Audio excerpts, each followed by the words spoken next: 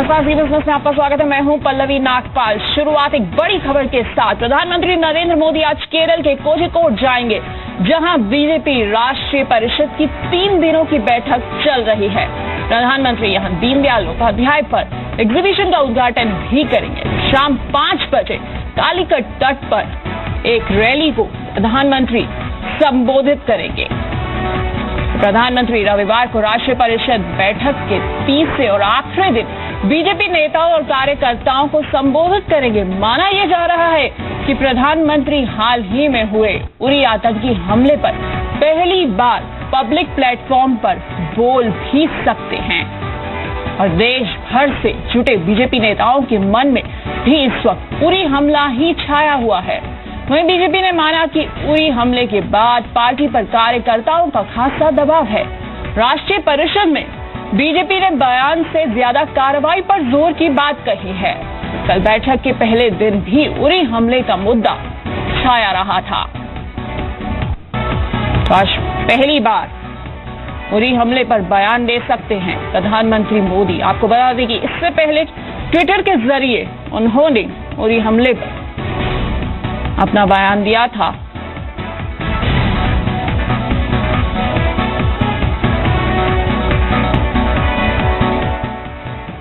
ये तो नहीं कह सकता प्रधानमंत्री जी क्या बोलेंगे, और ये गलत भी होगा किसी को कोई बोले कि प्रधानमंत्री क्या बोलने वाले हैं।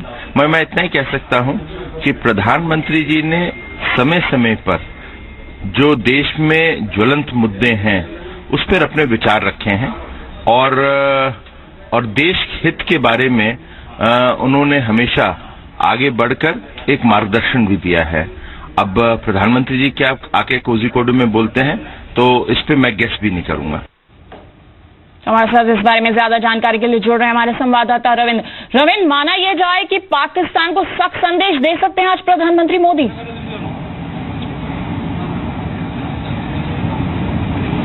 देखिए पल्लवी, जाहिर तौर पर पूरे देश को उम्मीदें हैं और जिस तरह से विपक्ष हो या पूरे देश का जो मूड है कि पाकिस्तान को इस बार जवाब देना ही होगा और ये केवल बयानों से नहीं होगा, एक जमीन पर उतरना चाहिए। जमीन पर हालांकि कल ही बीजेपी महासचिव राम माधव ने कहा कि बयानबाजी नहीं होगी, एक्शन होगा और एक्शन हो रहा है। लेकिन आज सबकी उम्मीदें हैं इस कालीकट के बीच पर 5 बजे जब प्रधानमंत्री नरेंद्र मोदी देश को संबोधित करेंगे, देश के सामने अपनी बात रखेंगे।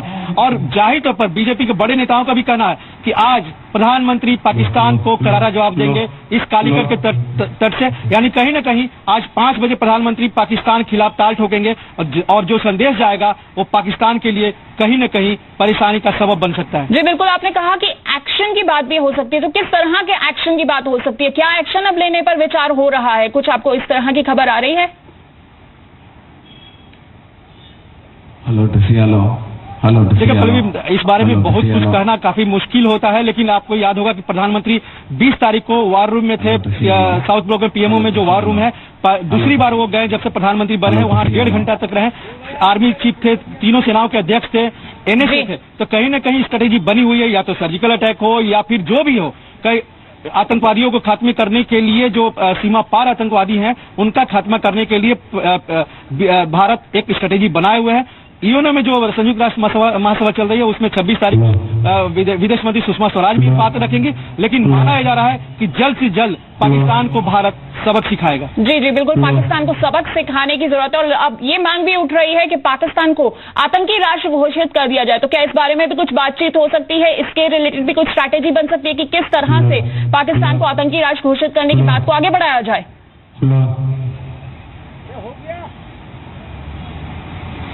देखिए ये भारत एक तो सार्क जो कंट्री है उसमें पाकिस्तान को अपनी तरफ से मोस्ट फेवर्ड नेशन का दर्जा दिए हुए, हालांकि पाकिस्तान नहीं दिए हुए। पहले तो भारत को ये करना होगा और ये शायद किया जा सकता है। जिस तरह से सिंधु जल विवाद हो गया है, उसी तरह से ये भी हो सकता है कि MFN उनका दर्जा खत्म करे भारत अपनी तरफ से। और दूसरी कि संयुक्त राष्ट्र संघ के जरिए, संयुक्त जो सुरक्षा परिषद है उसके सदस्यों के जरिए पाकिस्तान को आतंकवादी देश घोषित करने के लिए एक जबरदस्त कूटनीतिक प्रयास किया जाए। और विदेश मंत्री सुषमा स्वराज इस दिशा में प्रयास भी कर रही हैं। बाकी फॉरेन अफेयर्स मिनिस्ट्री के जितने भी हैं वो भी प्रयास किया जा रहा है। खुद प्रधानमंत्री कई देशों के राष्ट्राध्यक्षों से बात किए हैं, वहां से फोन पर उनकी बात हो रही है। तो कहीं ना कहीं भारत अपनी तरफ से पहल किए हुए है कि पाकिस्तान को आतंकवादी देश घोषित किया जाए और इसमें देर ना हो। जी बहुत बहुत शुक्रिया आपका इस तमाम बातचीत के लिए, जानकारी के लिए। तो पाकिस्तान के खिलाफ यहाँ पर सख्त रुख अपना सकते हैं पीएम मोदी, उम्मीद यही है। बहरहाल एसएल ग्रुप के चैनल जी जिंदगी पर भी जल्द ही पाकिस्तान के सीरियल्स का प्रसारण बंद हो सकता है। एसएल ग्रुप के चेयरमैन और राज्यसभा सांसद डॉक्टर सुभाष चंद्रा ने यूएन में पाकिस्तान के पीएम नवाज शरीफ के रुख को दुर्भाग्यपूर्ण बताया है और साथ ही डॉक्टर सुभाष चंद्रा ने कहा कि जी जिंदगी से पाकिस्तान के सीरियल्स का कंटेंट हटाने पर भी विचार किया जा रहा है। राज्यसभा सांसद डॉक्टर सुभाष चंद्रा ने कहा कि पाकिस्तानी कलाकारों को भारत ही छोड़ देना चाहिए।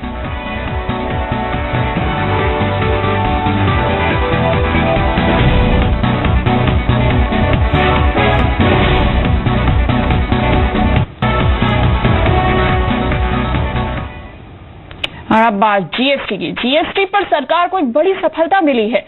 जीएसटी काउंसिल की बैठक में थ्रेशोल्ड लिमिट पर मोहर लग गई है, यानी 20 लाख रुपए तक सालाना टर्नओवर वाले कारोबारी जीएसटी के दायरे से बाहर होंगे। साथ ही जीएसटी के दायरे से बाहर के सामान की सूची 300 से घटाकर 90 कर दी गई। अब अगली बैठक में जीएसटी रेट पर सहमति बन जाने की उम्मीद है।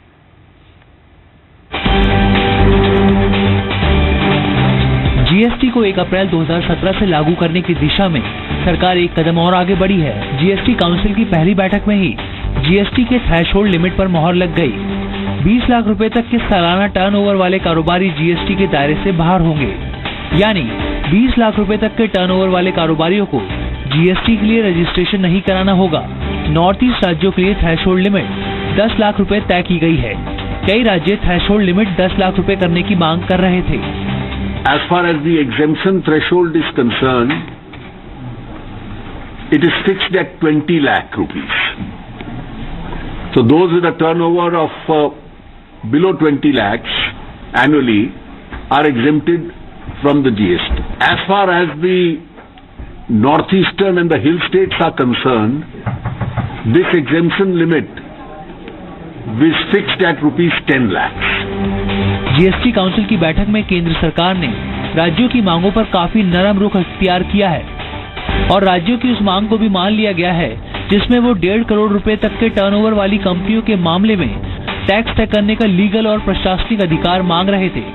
राज्यों की उस मांग को भी मान लिया गया है जिसमें वो 1.5 करोड़ रुपए तक टर्नओवर वाली कंपनियों के मामलों में टैक्स तय करने का लीगल और प्रशासनिक अधिकार मांग रहे थे, यानी 1.5 करोड़ रुपए सालाना टर्नओवर वाले कारोबारियों से जीएसटी वसूली का अधिकार राज्यों को मिल गया है। 1.5 करोड़ से ज्यादा के टर्नओवर वाले कारोबार पर ड्यूल कंट्रोल होगा। जीएसटी काउंसिल की बैठक में सभी तरह के सेस को जीएसटी में शामिल करने पर भी सहमति बनी। अब जीएसटी काउंसिल की 17 से 19 अक्टूबर के बीच होने वाली बैठक में जीएसटी रेट तय होंगे। आलोक प्रियदर्शी, जी मीडिया, दिल्ली। और आइए अब आपको सुनाते हैं क्या कहना है राज्यों के वित्त मंत्रियों का। हमारे जो छोटे व्यापारी हैं उनको इंस्पेक्टर राज से दूर किया जाएगा। हम लोग उनको कोई परेशान नहीं करेगा, उनका हैरेसमेंट नहीं होगा। वो अपनी प्रोसेसेस मैच्योर कर सकते हैं, वो अपने सिस्टम्स मैच्योर कर सकते हैं, अपना अच्छे से सुख शांति के साथ काम कर सकते हैं। हम लोग उनको ये मौका मिलेगा कि उत्तर प्रदेश में अच्छा काम करें, उत्तर प्रदेश में अपना पालन पोषण अच्छे से करें, अपना परिवार चलाएं और उत्तर प्रदेश को भी आगे बढ़ाएं। अब राज्य और केंद्र का सवाल ही नहीं बचा, क्योंकि ये जो संविधान संशोधन है, इस संविधान संशोधन में केंद्र की सरकार और राज्य की सरकार ने जो इनडायरेक्ट टैक्सेस हैं उसको सबको मर्ज करके एक नया जीएसटी टैक्स बनाया है और इसके सारे निर्णय के लिए जीएसटी काउंसिल बनी है। एक नई युग की शुरुआत हो रही है कोऑपरेटिव फेडरलिज्म, और कोऑपरेटिव फेडरलिज्म में मुझे आज प्रसन्नता है कि पहली मीटिंग में सारे निर्णय आम सहमति से हुए और ये देश के लिए अच्छा है। और अब आपके लिए एक अच्छी खबर। त्योहारों के दौरान आटा, खाने का तेल, आलू के दाम कम होने वाले हैं क्योंकि सरकार ने महंगाई कम करने के लिए चौतरफा हमला बोल दिया है। केंद्र ने आज खाने के तेल, गेहूं और आलू पर इंपोर्ट ड्यूटी घटा दी है। रिफाइंड पाम तेल पर इंपोर्ट ड्यूटी 20% से घटाकर 15% और क्रूड पाम तेल पर इंपोर्ट ड्यूटी 12.5% से घटाकर 7.5% कर दी गई है। इतना ही नहीं, गेहूं पर भी इंपोर्ट ड्यूटी 25% से घटाकर 10% कर दी गई है। आलू पर भी इंपोर्ट ड्यूटी 30% से घटाकर 10% कर दी गई है। सरकार के इस फैसले से इन कमोडिटीज का इंपोर्ट सस्ता होगा और जिससे घरेलू बाजार में इनके दाम भी कम हो जाएंगे। सरकार चाहती है कि त्योहारों के दौरान जरूरी कमोडिटीज की सप्लाई में कोई भी कमी ना आए, इसलिए कुछ दिन पहले ही सरकार ने खाने के तेल, दाल पर स्टॉक लिमिट की समय सीमा 1 साल के लिए बढ़ा दी थी। और एनपीपीए ने 25 और दवाओं के दाम घटा दिए हैं। जिन दवाओं के दाम घटाए गए हैं उनमें शामिल है fungal infection, acidity, cancer, post surgery care की दवाएं। इसमें एंटीबायोटिक और स्किन डिसीज से जुड़ी दवाएं भी शामिल हैं। लोगों को अफोर्डेबल मेडिसिन उपलब्ध कराने के लिए एनपीपीए समय समय पर दवाइयों के रेट घटाता रहा है।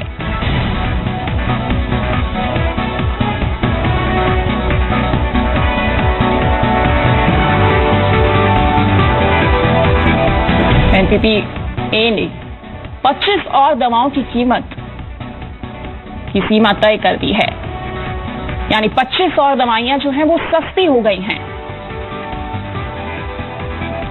हमारे मार्केट रेगुलेटर सेबी ने फॉरेन पोर्टफोलियो इन्वेस्टर को कॉर्पोरेट बॉन्ड में सीधे ट्रेड की अनुमति दे दी है। फिलहाल एफपीआईज सिर्फ उन ब्रोकर्स के जरिए ही ट्रेड कर सकते हैं जो स्टॉक एक्सचेंज में रजिस्टर होते हैं। साथ ही बोर्ड ने रियल एस्टेट इन्वेस्टमेंट ट्रस्ट यानी रीट के जरिए भी निवेश को आसान बना दिया है। रीट के लिए स्पॉन्सर की संख्या 5 तक जा सकती है। अब हॉस्पिटल, होटल भी रीट एसेट क्लास के दायरे में आएंगे। अब स्टॉक ब्रोकर, डिस्ट्रीब्यूटर भी निवेश सलाहकार के दायरे में आएंगे। अभी तक ब्रोकर और एडवाइजर रिसर्च एनालिस्ट रेगुलेशन में आते थे। इसके अलावा आईपीओ में कर्मचारियों का कोटा भी बढ़ाने को मंजूरी दे दी गई है। Around 300 centers in the country, we are conducting these certification programs. NISM also runs 5 programs which are of very, very high standard, and going forward, we intend to get recognition from AICTE for one of our flagship programs, and then we will be calling it also something equivalent to an MBA degree. फिलहाल वक्त एक छोटे से break का है, लेकिन break के बाद भी खबरों का सिलसिला जारी रहेगा। आप देखते रहिए जी पर्सनल।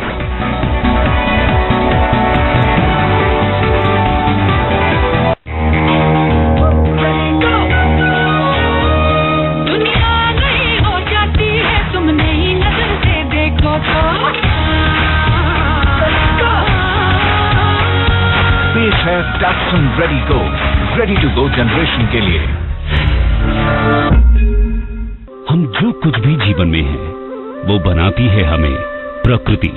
स्वास्थ्य और स्वदेशी सेवा का ये आंदोलन है एक सन्यासी का। ये सन्यासी भागा नहीं, बल्कि खुद जागा तथा देश व दुनिया को जगाया। योग व प्रकृति के रहस्यों को घर घर तक पहुंचाया।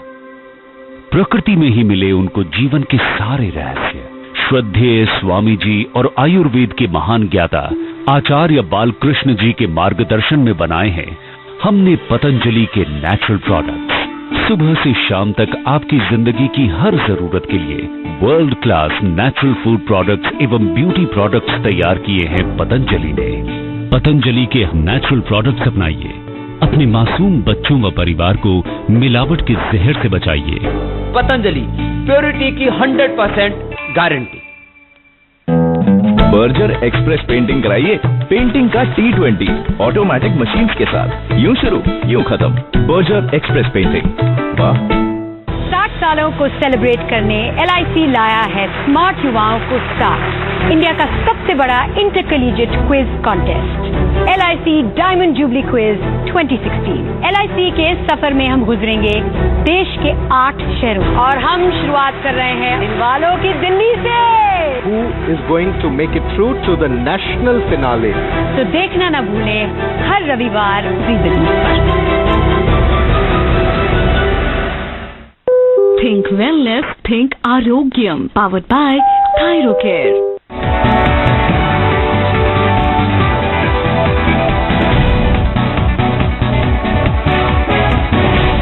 के बाद आपका स्वागत है। सहारा ग्रुप के चेयरमैन सुब्रत रॉय सहारा को राहत मिली है। सुप्रीम कोर्ट ने 1 हफ्ते तक सुब्रत रॉय की पेरोल बढ़ा दी है। सुब्रत रॉय को कोर्ट ने 30 सितंबर तक सरेंडर करने का आदेश दिया है।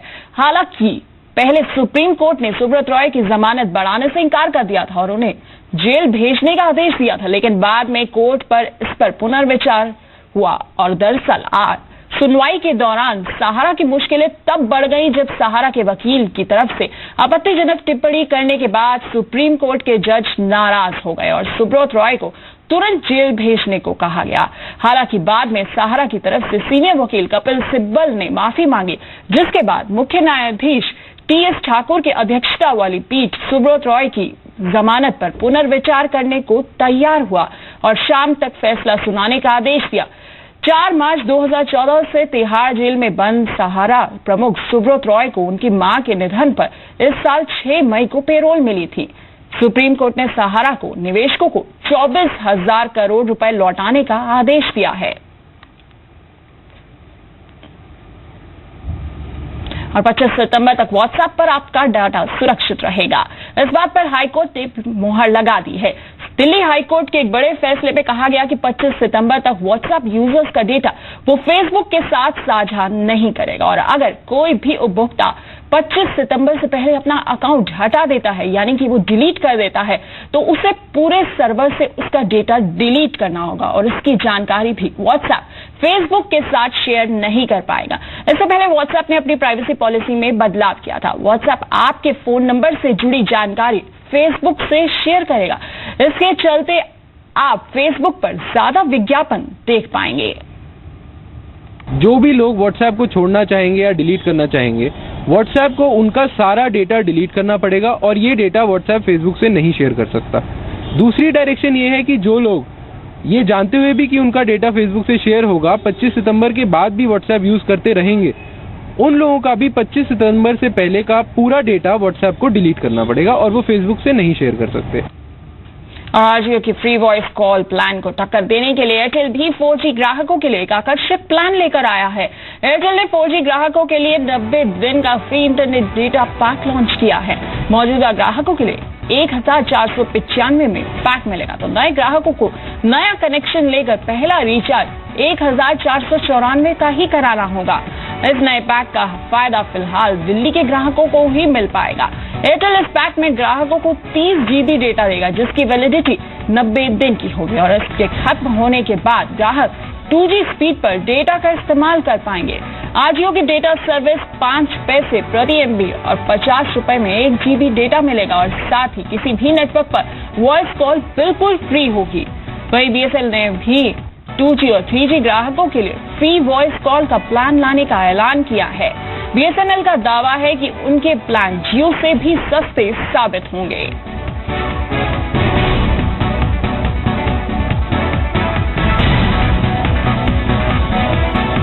स्मार्टफोन सैमसंग गैलेक्सी नोट 2 में आग लगने की खबर है और हवाई उड़ान के दौरान फोन में आग लगने की शिकायत आई थी और इसके बाद एविएशन रेगुलेटर DGCA ने सैमसंग की इस सीरीज के फोन के विमान में इस्तेमाल पर रोक लगा दी है। बताया जा रहा है कि चेन्नई एयरपोर्ट पर विमान की लैंडिंग के दौरान सैमसंग गैलेक्सी नोट 2 में आग लगी। DGCA ने सभी एयरलाइंस से कहा कि वो अपने यात्रियों को उड़ान के दौरान सैमसंग गैलेक्सी नोट 2 फोन को स्विच ऑफ करने की सलाह दें। वहीं DGCA ने सैमसंग के अधिकारियों को सोमवार को तलब भी किया है। तो इंडिगो की सिंगापुर से चेन्नई फ्लाइट में सैमसंग गैलेक्सी नोट 2 फोन में आग लगने की घटना पर सैमसंग ने अपनी सफाई दी है। सैमसंग के प्रवक्ता ने कहा कि उन्हें इस घटना की जानकारी है। सैमसंग के लिए कस्टमर की सुरक्षा सबसे बड़ी प्राथमिकता है। हम संबंधित अधिकारियों से और जानकारी ले रहे हैं और इस मामले को देख रहे हैं।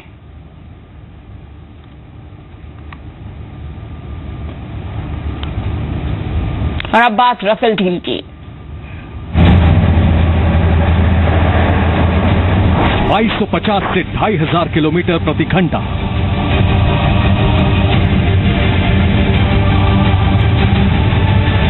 फ्यूल कैपेसिटी 4700 लीटर, 6 एटमी मिसाइल ले जाने की काबिलियत, हवा में फ्यूल भरने की कैपेसिटी, लगातार 10 घंटे तक उड़ने की क्षमता,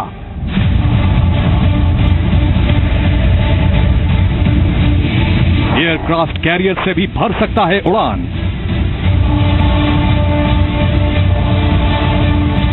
भारत की हवाई ताकत में होगा इजाफा। पाकिस्तान चीन के अंदर तक मचा सकता है तबाही। ये है राफेल, जल्द बनेगा इंडियन एयरफोर्स का हिस्सा।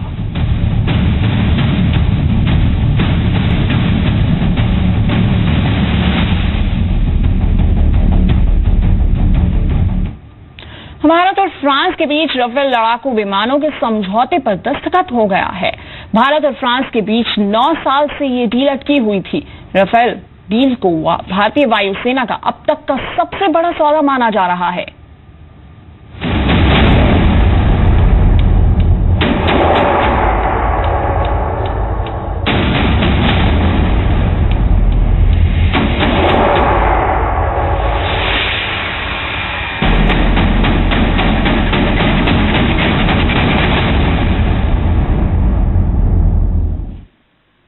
रक्षा मंत्री मनोहर पर्रिकर और फ्रांस के रक्षा मंत्री जीन वेस ली ड्रियान ने राफेल सौदे पर दस्तखत किए। करीब 59,000 करोड़ रुपए के इस समझौते के तहत भारत 36 राफेल लड़ाकू विमान फ्रांस से खरीदेगा। अगले 3 साल में राफेल विमान की डिलीवरी शुरू होगी और 5.5 साल में सभी 36 विमान वायुसेना को मिल जाएंगे।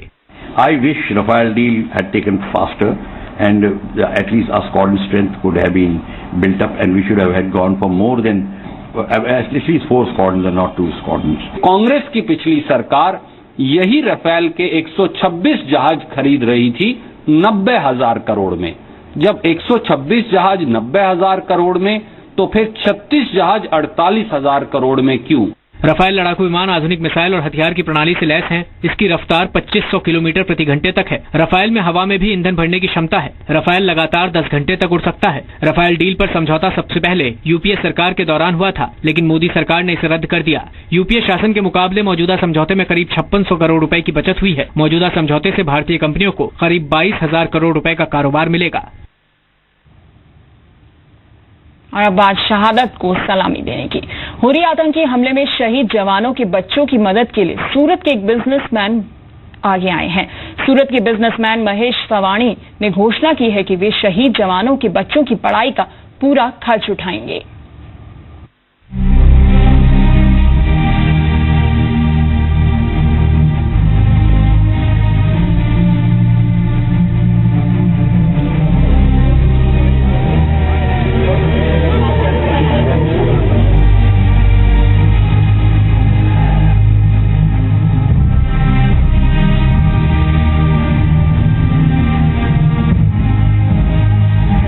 के आतंकी हमले में शहीद जवानों के परिवार के साथ पूरा देश खड़ा है।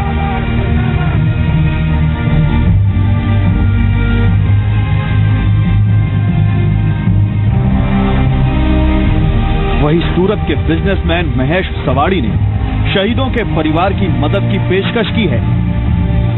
पीपी सवाड़ी ग्रुप के मालिक महेश सवाड़ी ने उरी हमले के 18 शहीद जवानों के बच्चों की पढ़ाई का पूरा खर्च उठाने का ऐलान किया है। 18 जवान जो शहीद हुए वो जवानों के जो फैमिलीज है उसमें से एक बेटे का इंटरव्यू मैंने 2 दिन पहले सुना था टीवी प्रचार के माध्यमों से। तो तभी मैंने और हमारे ग्रुप ने ये डिसाइड किया है कि जो 18 जवान हमारे देश के जो जवान शहीद हुए हैं उसके फैमिली में जो भी उसके बेटे और बेटियां हैं उसको कॉलेज तक का एजुकेशन का जो भी खर्चा होगा और वो जहाँ भी पढ़े, वो अपने गांव में पढ़े, अपने स्टेट में पढ़े या तो पूरे इंडिया में किधर भी पढ़े, तो उसका खर्चा है, उसका जो भी खर्चा होगा वो पीपी सवानी ग्रुप देगा। महेश सवाड़ी ने कहा कि मेरी कोई बेटी नहीं है, इसलिए बेटियों की कमी और उनके दर्द को समझता हूँ। और इसके अलावा बेटियां जो भी हमारे जवान सैनिक शहीद हुए हैं उसके जो बेटियां है उसका शादी के टाइम में उसको करियावर से लेके कन्यादान तक का भी जो खर्चा होगा और फ्यूचर में कभी उसको अपने पापा नहीं है ऐसा कभी नहीं लगे, वो एक पापा की तमाम जवाबदारियां जो है वो पीपी सवानी ग्रुप उठाएगा। महेश सवाड़ी ने अब तक 1000 अनाथ लड़कियों की शादी कराई है। अब उन्होंने शहीद परिवारों के साथ खड़े होकर साबित किया है कि दुख के मौके पर पूरा देश उनके साथ खड़ा है। ब्यूरो रिपोर्ट, जी मीडिया, सूरत। फिलहाल इस बुलेटिन में इतना ही। मुझे दीजिए इजाजत, लेकिन आप देख रही है जी।